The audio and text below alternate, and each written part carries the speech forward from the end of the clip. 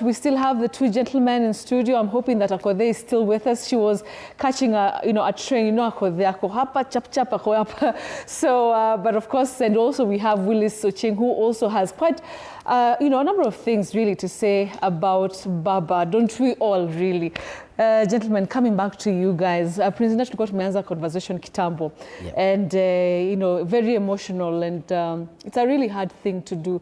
But I think I'm curious, kujua, what was the first thing that really interested you about BABA? Ulikuwa kama sisi tumezaliwa tu tukapata wazazi wetu wanapenda BABA, so tukaingia kwa hiyo tukaendelea. What was your first, opinion of him? Okay, my dad used to be a ardent supporter. Wa BABA.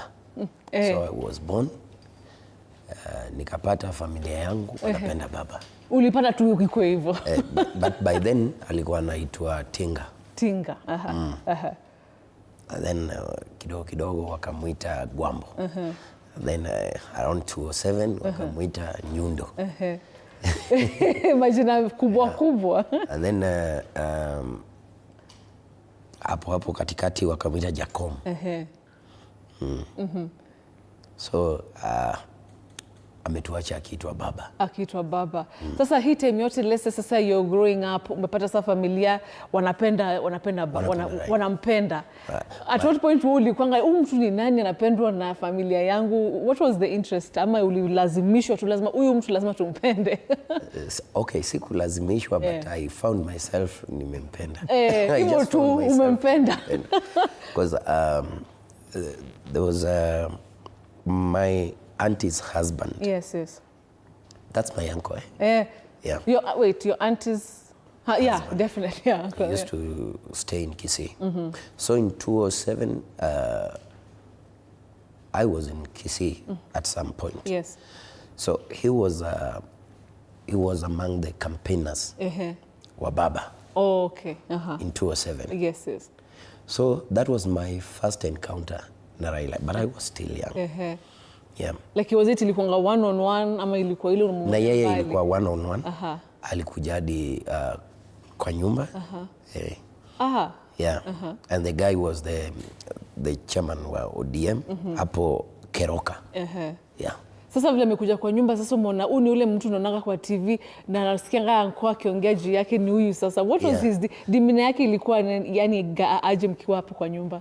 Alikuwa mtu alikuwa amechangamka vile tunamjua. Sisi kama watoto tulitoka nje. Oh, mulitoka. Lakini Jessy ni uko lazima watoto watoke nje. Lakini watu wazima wanaongea. Lakini kuja kwenu. Lazima mtoke. Lazima mtoke.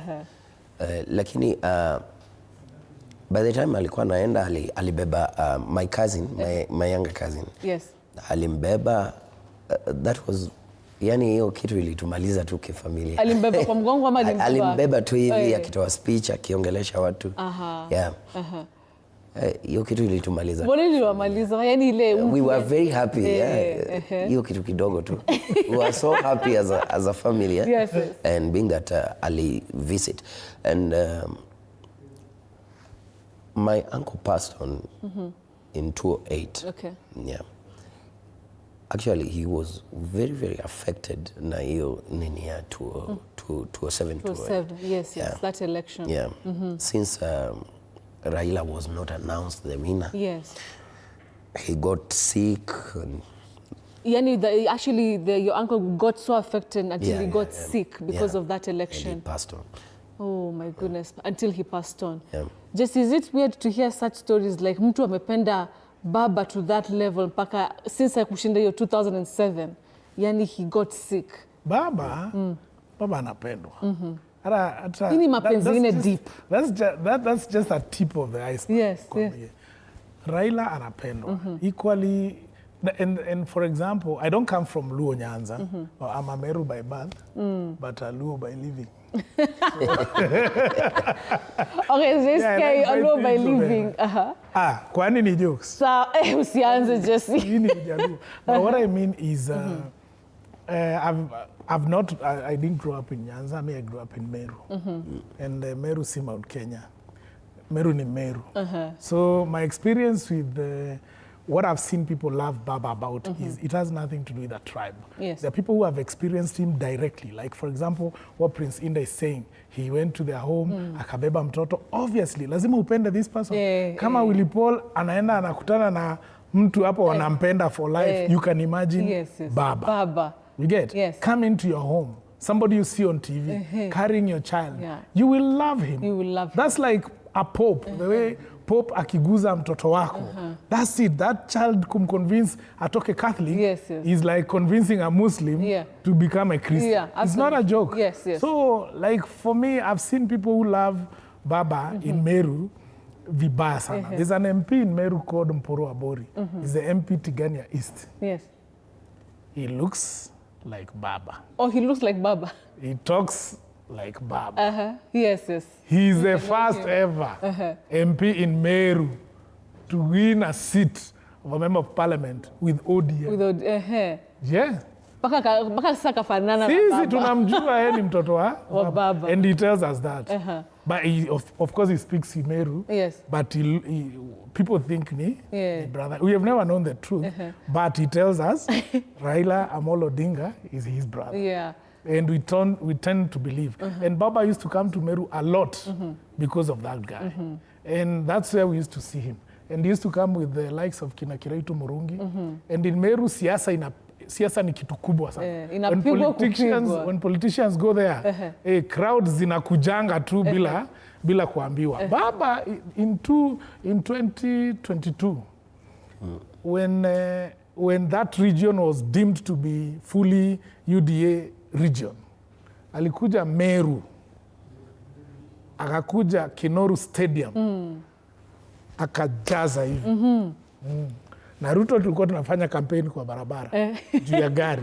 Lakini Baba amekuja Kinoru Stadium in Meru. Kumejaa. EV, bro. Every person. Even the guy that alinishinda. Alishinda, alikuwa Azimio. Hey, it's not a new guy. Hii kitu yako ya kushindwa unashindanga ukirepeat. Sijaishindwa kwa maisha yangu. Unafaa kuongeza sasa positive things and hope that next time. No, hiyo nitashinda. Utashinda. Nitashinda. So, I've seen love ya Baba from other regions that are not just the Lake region. I wish the people from Lake region would even understand how some other regions, like even where we come from in Meru region, how Baba was loved there. For sure, alikuwa anapendwa. There is no day Baba went there, akapigwa mawe, akatukanwa, akakosa crowd, never. It was even fuller than any other. You see, when Ruto was campaigning there, ni mtu amekuja juzi. Baba alikuwa amekita kambi huko from kitambo. His teammates were kina Kiraitu Murungi, Gitobu Imanyara, the late David Mwiraria. Those were his boys. And he used to come with those people.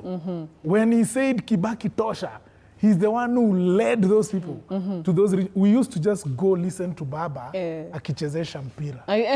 Tumuona akisema anashika anasonga. Those are some of the moments that I remember about Baba. And I never missed any of those. To an extent that when I came to Nairobi, and my first involvement in politics as kijana wa town was in 2007. We started in ODM. I was in ODM Professionals Network. Kwa kijana wa town hapa. Wale wa kuitwa ni sisi. Wale wa kurecruit. Indah, coming to you, wanted to add something to what he was saying about that love that Baba, gets. Unajua, unaona stadium imejaa in no minutes. Wanted to say something about that. Nobody could actually pull the crowd that Baba used to. Ever. Yeah. I don't think whether there's someone who will ever pull that kind of crowd in Kenya. Yeah. But again, I went to Lodwar, a certain resort. I can't remember the name. Yes. So they were telling me the hotel rooms. Wakanionyesha ingine walikuwa wamefunga vizuri na ilikuwa vizuri. Wakaniambia hii inakuwaga ya Baba. This is reserved for Baba. Or like anytime he goes there, ni yeye analapo peke yake. Anytime he goes to Turkana, to Lodwar, hapo ndio wanalala. Kaniambia Raila anapumzikanga hapa. And they couldn't even open it. Hata ufunguliwa. Wakaniambia hapo ni kwa baba. And I was so happy, by the way. I was like, hey, if these guys can honor Baba this much, to this level, I think we should cherish him more. Yes. Yeah. What are the things that Indah feel like we should never forget about Baba? There's a way you can love. He's loved for sure. That is undisputed. But kuna zile vitu, now that he's not here with us, we should never forget what he stood for. Yeah. He stood for justice. And that's something we should never forget. Yeah. He stood for honesty. Yeah. Yeah. And he stood for hard work. We should never forget, and we should embrace whatever he stood for. Yeah. Forever. Well, Jessy, what can you say about that? Oh my God. You know, for me, ukweli, in as much as nimekuwa a comedian for many years, yes, I love politics. Hiyo napenda. And I've followed it for a while. And one thing that I know they'll come up probably on Sunday during the burial, because that is where I know watu watapiga siasa kidogo. Because today it was a state service. But on Sunday I know it will be state plus politics kidogo here and there, because it will be the last day when politicians are going to talk and then they lay Baba to rest. But to be honest, I know people agree with me. If you look back at what Baba has done in this nation, it is very tangible that only a blind person will not see what Baba has done. Yes, yes. Politically, maybe talking of kupigiwa kura, watu walikuwa na joke here and there. You know, there were many people who were making jokes, atafanya hii, atafanya hii. Yes, yes. But if you open your eyes clearly, you will see Baba. First of all, we would never have had a new constitution. And I'm talking even to the Gen Zs that might not know why Baba was loved. To me, by the way, when Gen Z said that Baba betrayed us, I'll tell you for sure, Betty, I don't think so. I don't think so, and I don't agree with that, and I never agreed with that, because I felt these people do not know who Raila Amolo Odinga is. When you look at the new constitution, hii inakubalisha watu wanaongea vile wanaongea online. Ati unaweza amka utukane president. It doesn't matter whether you like that president or not. That was brought by Raila. It may not, people may not understand the meaning of the word freedom of speech. Right. You may say, Baba, hakufanya hiyo, there was no social media then. We don't talk about social media, we're talking of speech. It doesn't matter freedom where you're putting it. Yes, yes. Whether kwa mainstream media, kwa social media, ama uende tu mahali utukanane uonwe tu. Yes, yes. Baba brought that. They were beaten proper, because you're trying to tell other leaders that we need a new constitution, we need to be heard. Yes. We have other people that were beaten.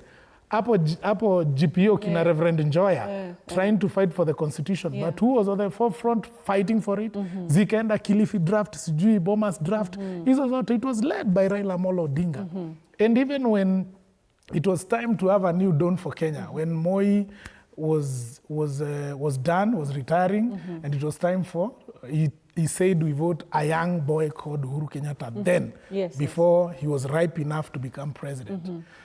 And Kibaki was there, and all leaders, they were in Kanu before. So Moi decided it's Uhuru. Who led the exodus, the great exodus of 2002?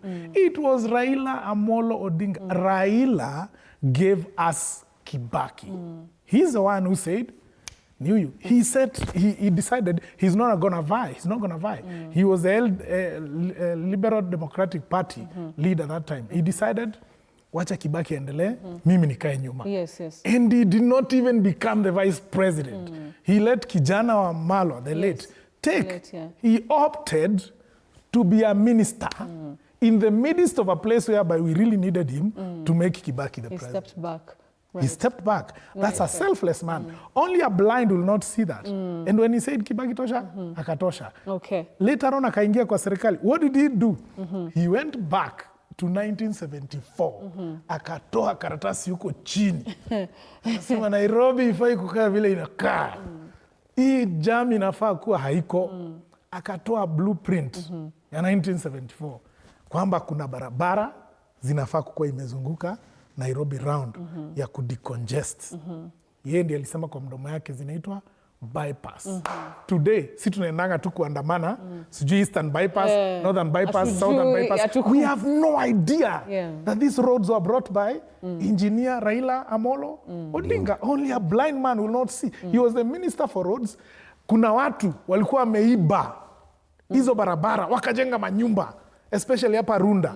Hii barabara ya kutoka Two Rivers inapita yote mpaka Ruiru. Wakasema mpaka huko Windsor. Wamejenga ma mansion, my brother. Go and watch videos of 2000. Zikiwa demolished. Yes. Baba akasema barabara iko hapa. Watu wakasema asha, sorry. Akasema hapana, barabara zetu, hii ni nyumba yangu nilinunua. Akasema hapana. Akabomoa. Saa hii Prince Indah ukitoka hapa, you know you'll be in your house. Leo hakuna jam, it's holiday, it's Baba Day. Saa hii utafika kwako in less than 10 minutes. Exactly. Why? Because of Baba. All right. Okay. Jesse, thank you for that. Unaongea na passion. Unaongea na passion sana. Just look at Raila wanasema mzee sijui. No. There's so much. There's so much that we are enjoying that is of Baba. So naisema na machungu because I honestly feel it, because when I said, let me experience this mzee. Namjua, let me go. When I went to JKIA, I'll tell you, Betty, nilishindwa hata kurecord video. The mood there, even the people that were going in, wakienda kwa ndege and whatever, it wasn't pretense. There are people who are watching on TV wakisema, sasa hawa Jaluo. It had nothing to do with Jaluo, supporters wa Baba. No. The cries were real. The delays, ndege imefika. You know, some of these people have never been inside the plane to know that you are told, mkae until ndege isimame, zile ngazi ziletwe, mlango ifunguliwe ndio mshuke. That delay only ndio ilifanya watu wakaingia ndani because they don't know how it works. Waka hapana tupatie Baba. That anticipation, that anxiety, the tension, everything. Disbelief amekufia India. We want to see and know whether is the truth. And we are talking of ardent wewe umesikia watu wameibiwa huko JKIA? Hakuna. No, people are just huko kulikuwa sawa. All right. So that pain is there. Kunywa maji kidogo, MC Jessy. Let's cross over to Willis. Willis Ochieng, it's good that you're still here with us. Prince Indah unamjua professor of English. Wewe unajuanga every word in English. Tell us, Willis, of course, tumeona picha yako na, Baba. Knowing that he also had a way to just work crowds. What do you call that, as a language specialist? What do you call that charm, the charisma that he had? And how did it make it so easy for him to be relatable, with literally anyone, that he could just light up a room at any point with a kitendawili here and there or a funny story? Now, Betty, there is something that Raila had and will be remembered for so many years to come. He was a somebody for everyone, and he was somebody who could interact and connect with almost every given person when it comes to communication, which is what communication is about. Just like sometimes I tell people that the way you now see Kenyans pouring out their hearts for and about Raila, and even the whole world, it tells us something. It is great to relate and talk or communicate like brothers and sisters, and that makes us love every fellow human being. Now, when you come to Raila, Betty, he could start something like he starts singing when he's addressing people. That is a very powerful tool in communication. This is where I say Raila was a fine political orator who could connect and intertwine all that he had in the mind for the people, and relevantly because he had the substance and he knows what the people want to hear. Then he tells them exactly that. That is only from an orator, and I would say somebody who is very confident, authentic, concise, and somebody who is passionate about what he was talking. Now, remember what MC Jessy has just mentioned about Raila commentating like anatangaza mpira.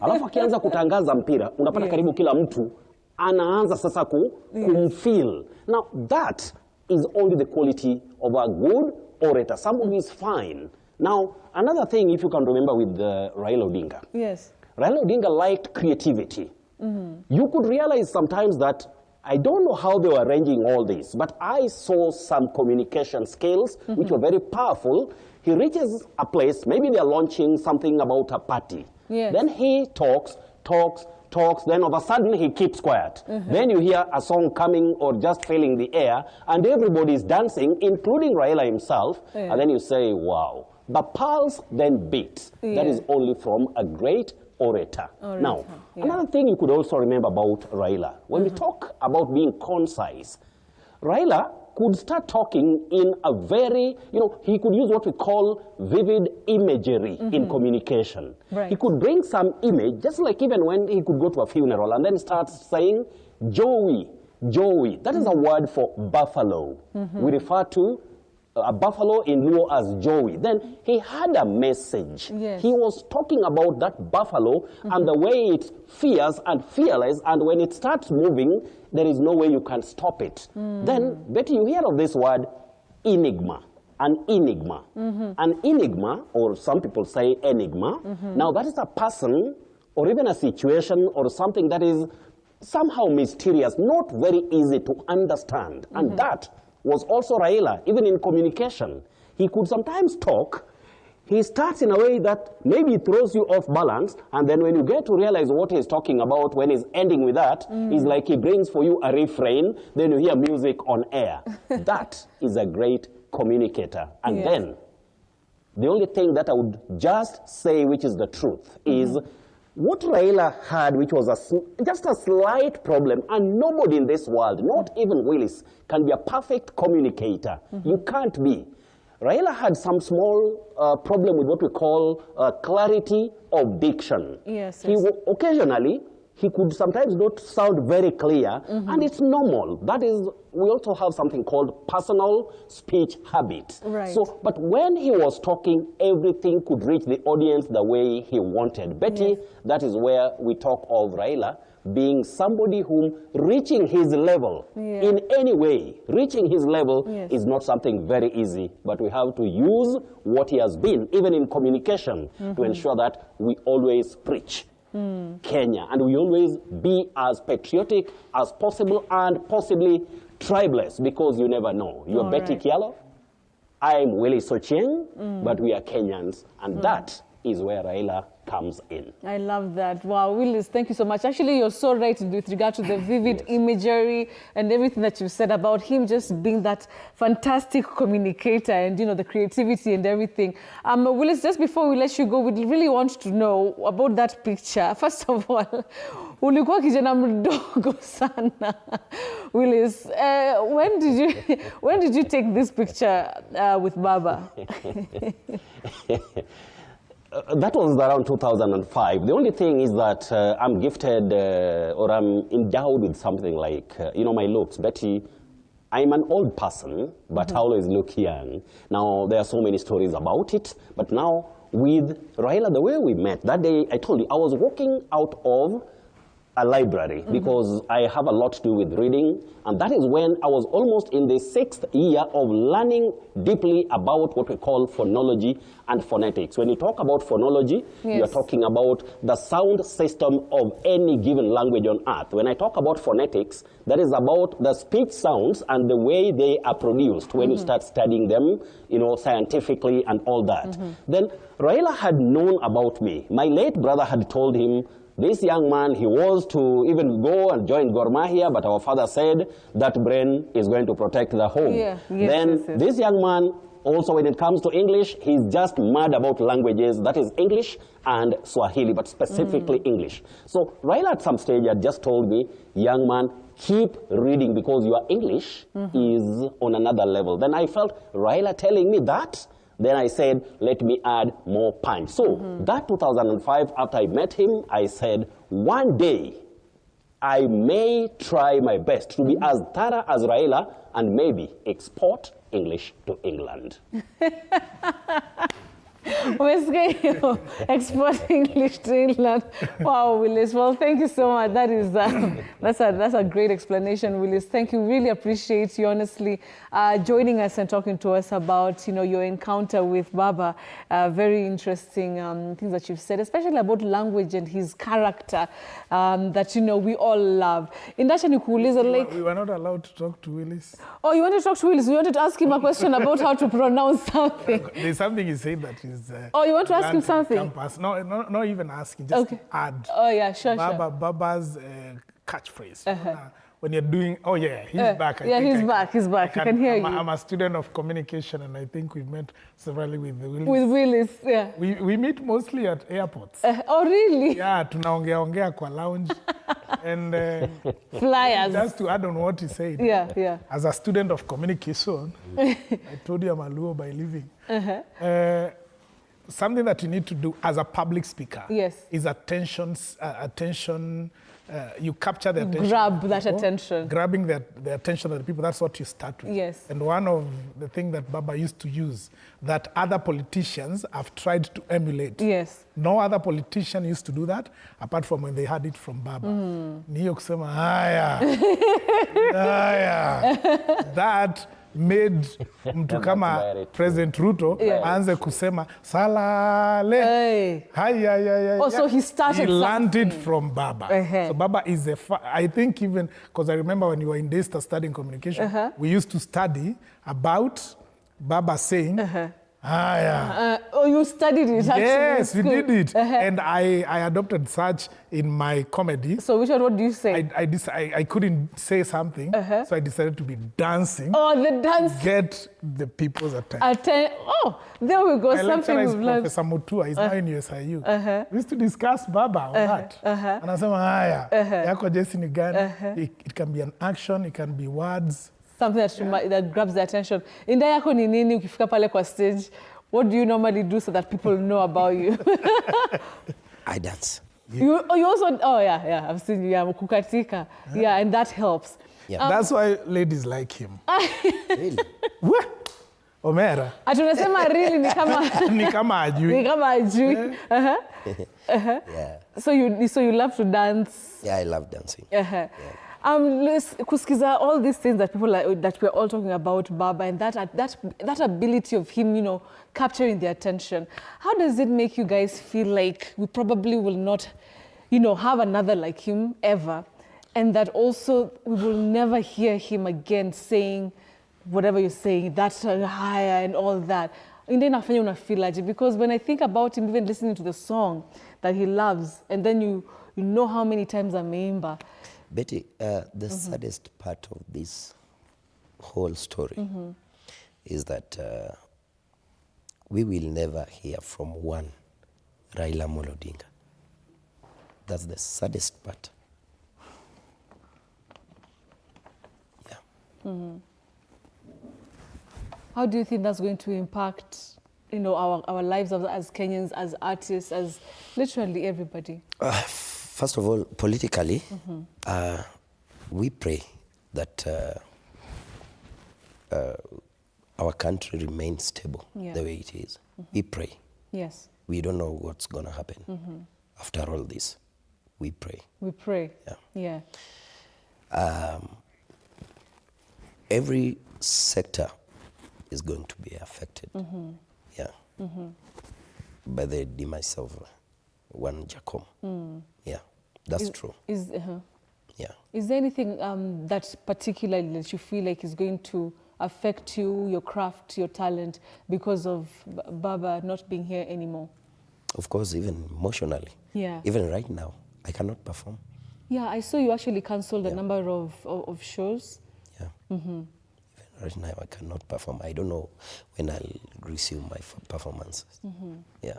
What is it about him that gave you that confidence, that aura that we know of from Prince Indah that made you do it? The way you're saying that now you don't know how. What is it that gave you that confidence from him? You see, I've learned a lot of things from Raila. First of all, I've learned resilience from him. Raila is someone who who did not give up. Yeah. Hata kama ukisikia zile magonjwa alikuwa nazo zote, and the man could still wake up, feel energetic, go to the office, bado anafanya kazi zake. With all that,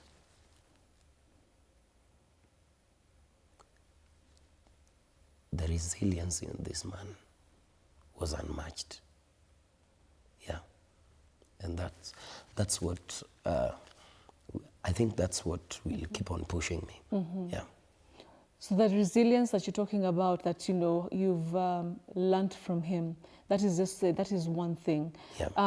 Do you feel like now you actually have to put whatever you've learned to the test now, that you now have to be resilient for your fans? Of course, of course. Yeah. How are you seeing yourself going back to the stage, going back to your fans? How are you processing that transition? I think I'll heal with time. Yeah, and God knows I'll be back on the stage. Yeah. Yeah. Jessy, how does it feel to hear the heaviness even in Indah's heart and voice? Trying to describe how he cannot even find himself on a stage anytime soon. You see, first of all, also, we are BABA supporters, okay?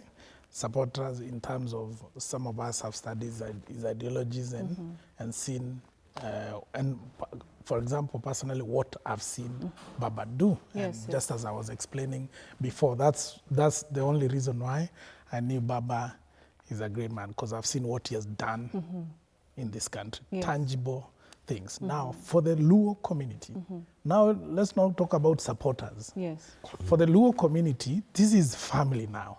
You get? For the Luo community, I can just imagine. Baba represented hope.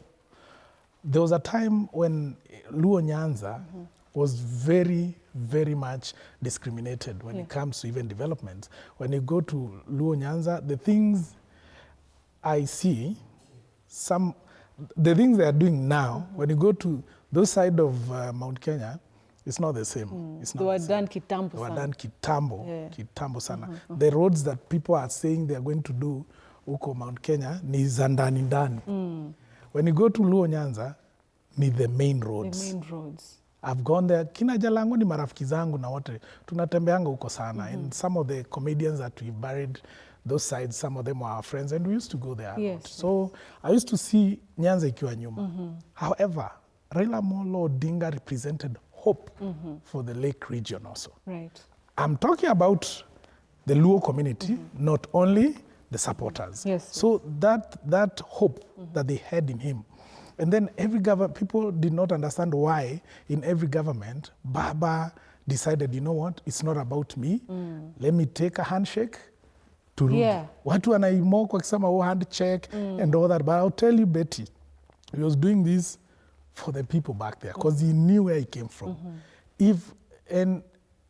Like, for example, right now, if you see, if you look at what is happening there with the governor, Gladys Wanga, Kina Orengo and all that, they are saying, no. Si hatutaki kutoka kwa serikali saa hii. Mali Baba ametuweka, tunataka kuona. Why?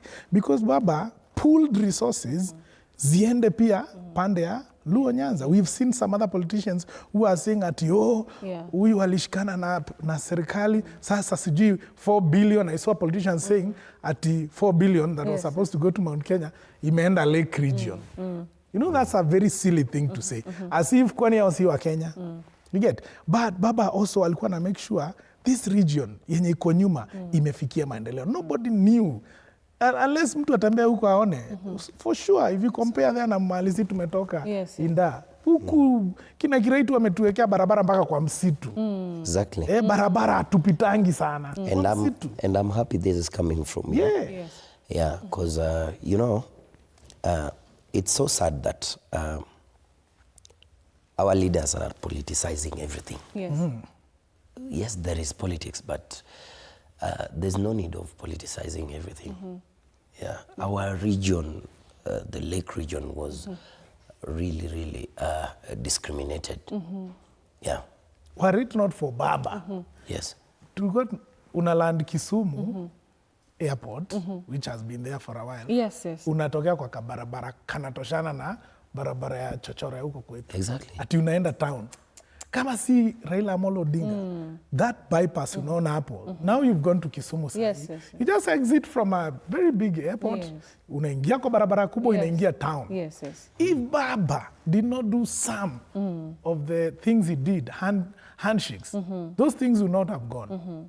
Saa hii sijui Lake Basin something that hizo kina Gladys wangu anafanya. If Baba did not just put himself second, anaweka wananchi first, that region today ingekuwa mbaya zaidi. Yes. So to the Luo community, I know it's even heavier on them more than watu wengine wenye ni supporters, because he represented hope for a region that was very much discriminated tangu wakati wa baba yake. Okay. Mi nasema hivyo because I've seen in my eyes. Yes. I've been there. Tukifanya hizi event tunafanyanga, we go all over the country. Yes, yes. You go umenyamaza, lakini naangalia najumbe, I should thank God for electricity that home kwetu I paid 15,000 kuangushiwa cable ya stima kwangu, because stima ziko hapo tu kwa barabara. Unaenda Luo Nyanza. Mpaka nikaelewa why some of my friends hawakuwa wamejenga kwao. Because hata stima iko mbali. Imagine that. Yeah. Imagine Indah unasikia kutoka kwa yes, yes. It's true. Sisi tumepewa stima juzi. I think in less than 7 years ago. 7 years ago. Yeah. Tumepewa stima juzi. And you see, we started seeing the light when Raila was the prime minister.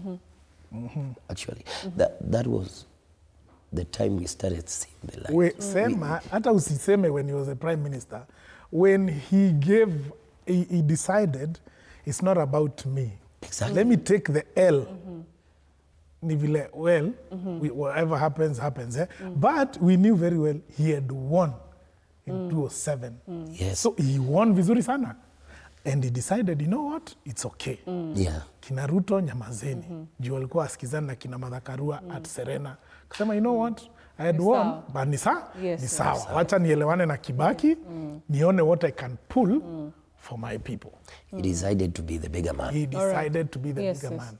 So the prime minister thing, reason why mpaka leo, even when he's gone, he's still called prime minister, is because of that selfless act of giving up what was rightfully his to become the prime minister. That was the most controversial election. Ndio Prince Indah apata stima when sisi tulikuwa tumetoka kwa stima. Imagine that.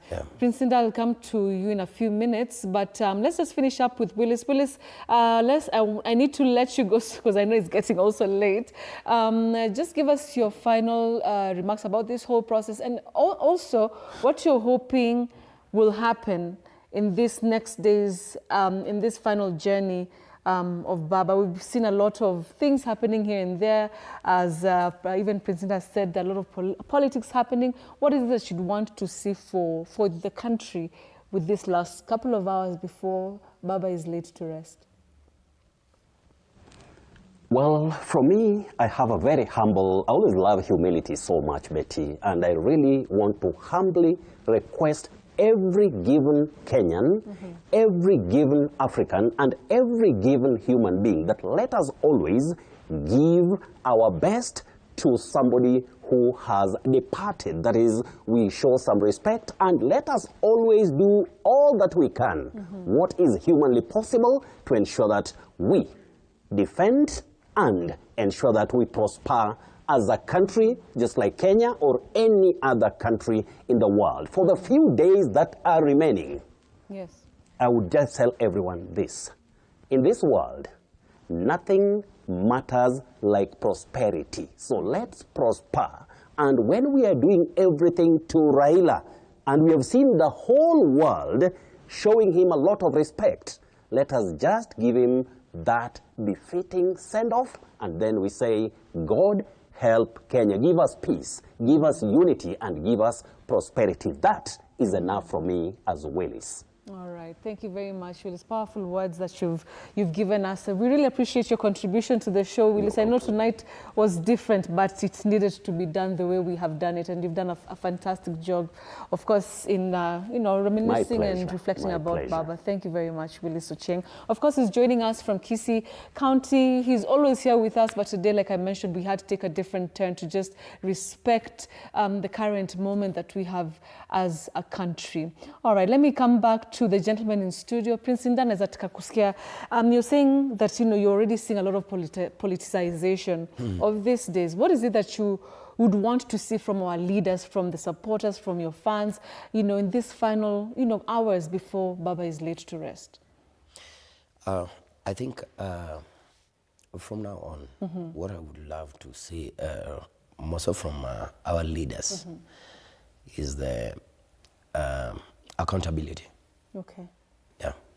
Because Raila stood for accountability. And when we have accountability and every leader takes responsibility, we will go far as a nation. Right. Yeah. Accountability. Accountability. All right. And from the fans, because I think the whole world is just stunned by really the love that this great icon has gotten. What would be your message? Okay, to the fan base of Raila Odinga, let us just keep it cool, keep it peaceful the way we are, and give our leaders time. Yeah, and to our leaders, we need accountability. Okay. Yeah, that's all. You've mentioned that a lot, many times. We need it. Accountability. As a nation, we need it. Yeah. How does it feel that from the conversation that Jessy just started, that Baba was at the forefront to make sure that Luo Nyanza actually works and people get the resources and the development that they deserve? How does it feel from his point of view, knowing that now Baba is no longer there? How do you feel about the future of Luo Nyanza, the people, and also the, just the community and the area? Okay, I feel so sad for my community, because Baba was a symbol of hope, the way Jessy have put it. So we feel like we have no one wa kututetea. Yeah, because the little we've got because of him. So we are not looking forward, or we are not, we are not hoping for someone to come to our rescue. But what I would urge our leaders, let there be equity. Yeah. Let there be equity. Let there be no discrimination again, even to other regions. Yeah. Let there be no discrimination, because there's a lot of discrimination, and the discrimination is the discrimination inaletwa na a lot of dirty politics. Yeah. Said that I want to work for my community. Jessy want to work for his community. Yes. But after all, we are all Kenyans. Yeah. At some point, you're gonna find yourself in Kisumu. Absolutely. Yeah. At some point, I'm gonna find myself in Mayo. We are all Kenyans. Yeah. Wow, powerful things there, accountability, and of course, the no loss of hope because Raila is no more, at least for the community. What do you think, honestly, Jessy, the future looks like for this country without Baba?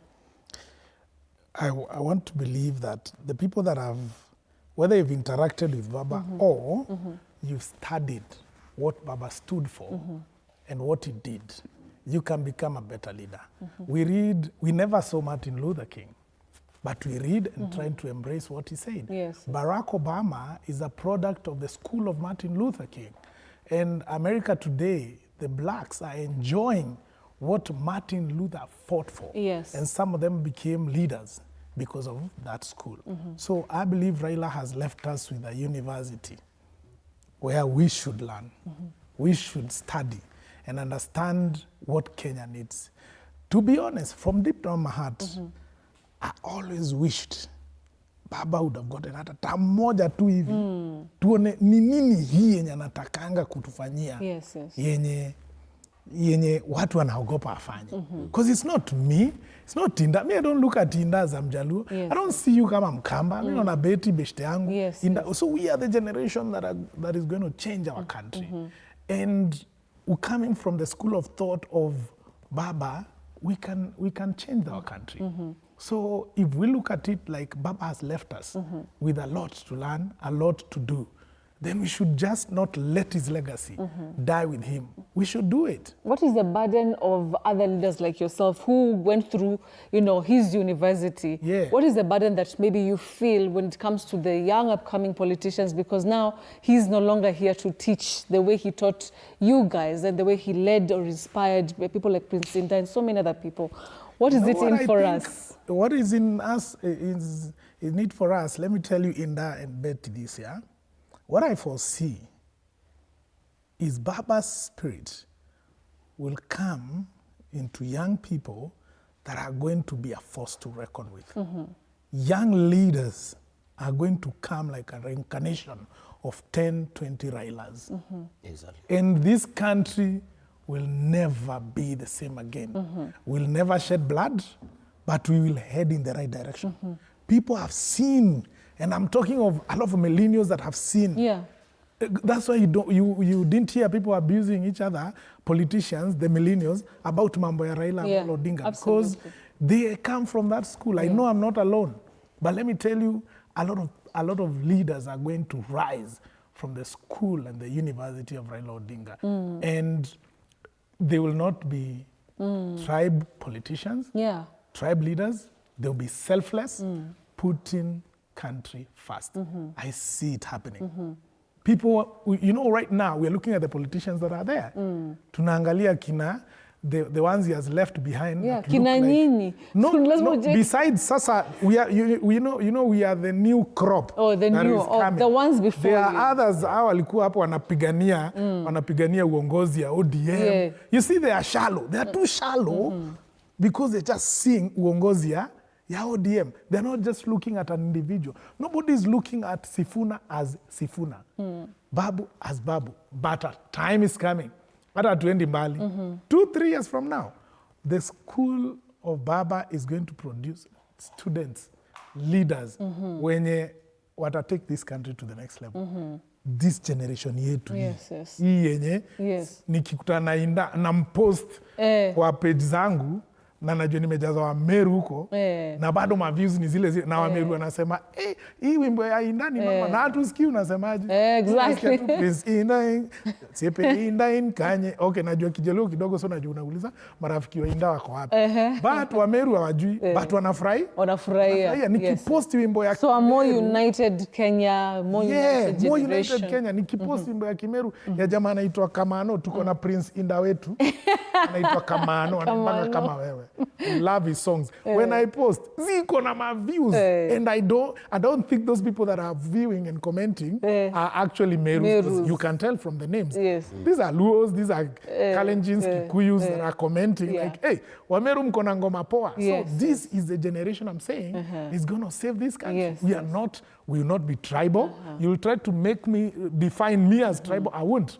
The same way I'm telling you, tulikuwa tunafanya Churchill show. Tuko Kisumu tunaulizana na Churchill.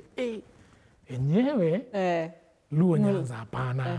They need development. Tunajiambia sisi wenyewe because you have a track that is going a road show. Tuna realize inaenda tu kwa main road. Sema na when we did in Meru or wherever, inaingia interior juu kuna lami. Huko hakuna. Yes. Hakuna. But now we are relying on the coming. It's coming. And if you want to know that a lot of Railas are going to reincarnate, Luo Nyanza was not known with men building houses there.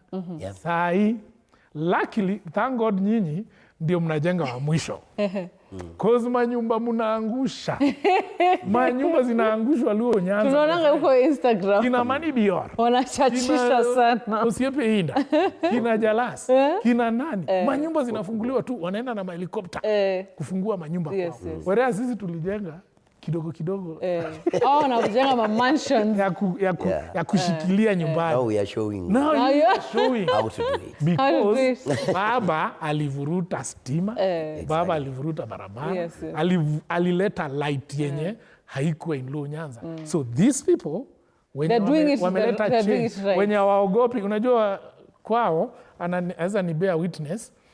Excuse me, pick this call umwambie kwa studio. Kwani ni call ya mama? I don't know why my driver is calling me. Kumwambie. Kwani ni mama unapiga? No, he's actually the driver, so it must be something. So, driver anapiga paka huko.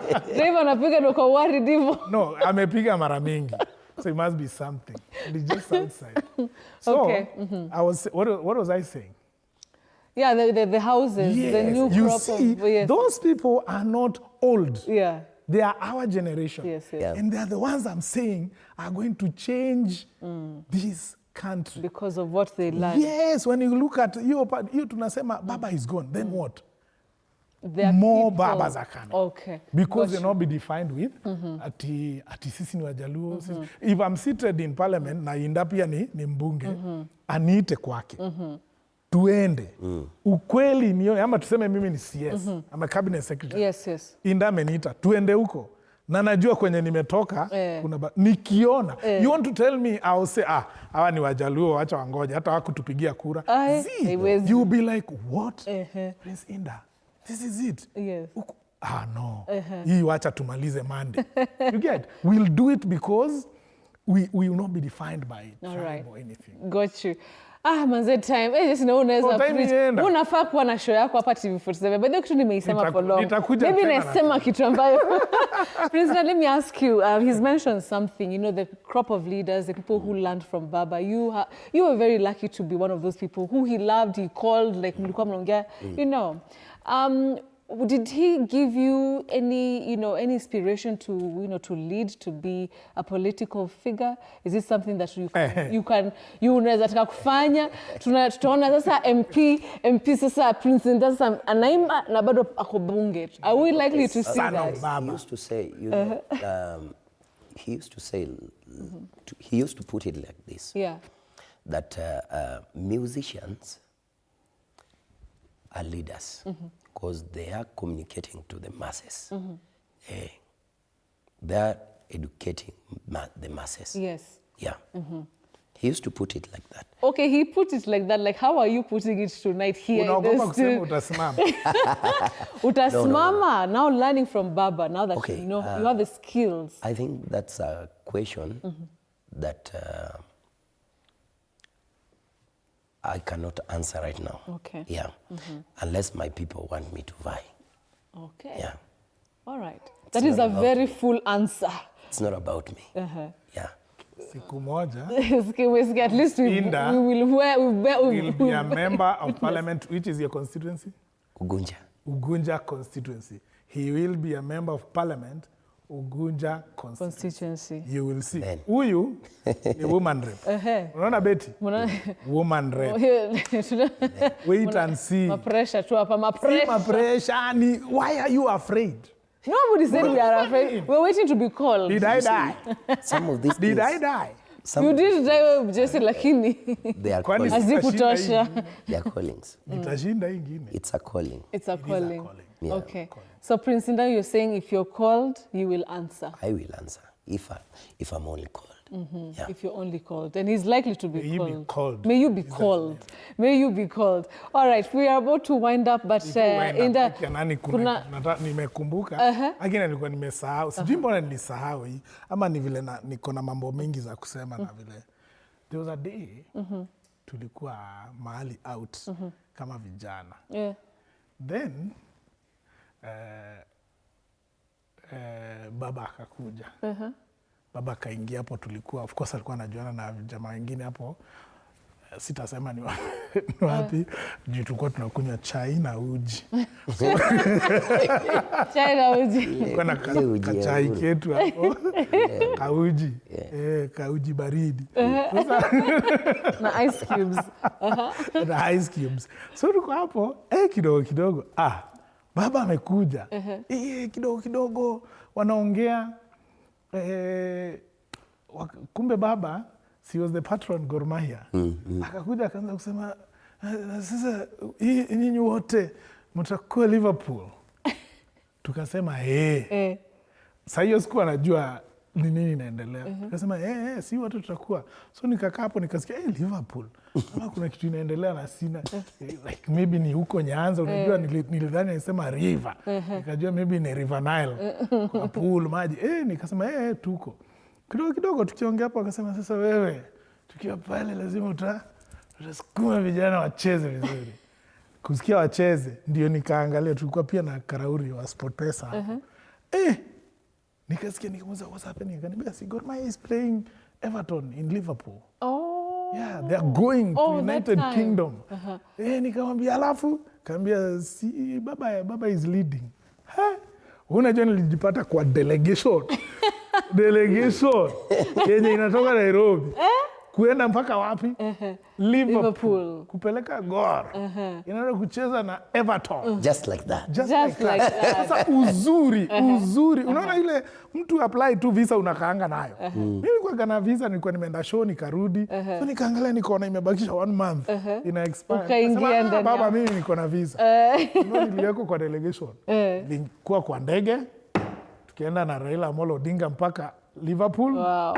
Tukaenda tukawatch Gor Mahia ikicheza na Liverpool, na Everton. I didn't care kama tutapigwa or not. Tuko wapi? Liverpool. 2018. It was before COVID. Wow. Congratulations. At least ulifika huko. Tukatoka hapa tukaenda dinner. Tulijibamba muziki. Mauji hapo, machai nini. So I don't know why I hadn't remembered that vile alifanya nikafika UK VIP juu tulienda Gor pesa ni. So unaweza imagine ilikuwaje. Na Jason tunapenda alafu unajua Wajaluo wanaenda. Wajaluo wanaekanga economy. No. Business. Okay, Jessy.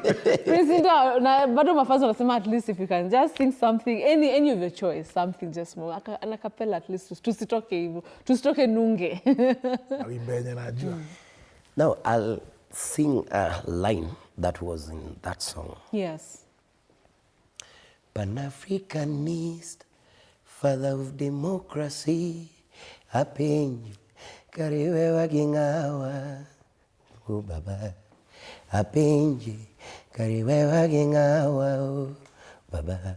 Baba penyu kariwe wagingawa, baba kiwinja. Now, kariwe wagingawa literally means umetuacha na nani. Yeah. Wow, that's heavy. Yeah. That's heavy. Wow, thank you very much, Prince. I know the first time ulijaribu ilishinda, but thank you for that at least right now. The first verse is a bit emotional. So, yeah. Yeah, no, understandably, honestly. I cried the whole session, and that's why the song is a bit short. Yes. Yeah. I could not continue doing the song. Yeah. Are you likely to sing that song anywhere, anytime soon, even in honor of on stage? On stage, no. Maybe if I make peace with the fact that he's gone. Okay. Yeah. Hey, okay. Thank you so much. At least you've shared something with us from the beautiful song. I don't know, just you one song, like he posted it just 2 days ago, and right now it's almost getting to 1 million. Let's stand up and finish this show. Of course, today we've been, just celebrating and remembering and reminiscing, obviously, about former Prime Minister Raila Odinga. It's really hard, but so many good, so many highs, so many lows. But yeah, weren't we happy that we experienced him and were able to live, in his lifetime. Yeah. So from us, we really appreciate it. Just you can say something as we wind up to our lovely audience. To our lovely audience, Baba has left us with hope, Bado. It's not dead. For the people that actually interacted with him individually, he's not gone yet. Not yet. He still lives in our hearts. So we should remember always the things that he did for us and be grateful that God allowed us to have Baba for 80 years. And always we should be grateful to God for giving us Baba for that long. And the things he's done in this country, we should never politicize, but just acknowledge what he did without politicizing it. Let's call this man who he is, and that is Baba, the Baba of the nation. Absolutely. Ms. Indah, something as we finish? Yes, to everyone that is getting me out there, Baba is gone, but the spirit of Baba will live within us forever and in our hearts. We cherish him, and we hope for the reincarnation of a lot of Babas to come. This is the time for the youths. Let us wake up, and as we wake up, let us not forget where we've come from. Because whenever we forget where we've come from, who we are, we will never get to where we are heading to. Thank you so much. All right. Thank you very much, ladies and gentlemen, for watching. Thank you so much for also staying with us right here on TV 47. Remember, tomorrow, bright and early as 6 a.m., of course, we start, our coverage, wall-to-wall coverage, of course, of the journey of the late Raila Odinga, as, of course, his body is taken home. All right, so stay with us right here on TV 47. I'd like to just acknowledge the fantastic crew that has been, working, throughout the day to make sure that you get everything and kept updated with the events of the day. And of course, since Wednesday, we do appreciate all the efforts on the ground. So yeah. Let's say good night. Thank you so much for watching. Tribe 47 is coming up, and they have a very special, another special tribute to, of course, the late Raila Odinga. Thank you for watching. My name is Betsy Kialo. Good night. Good night.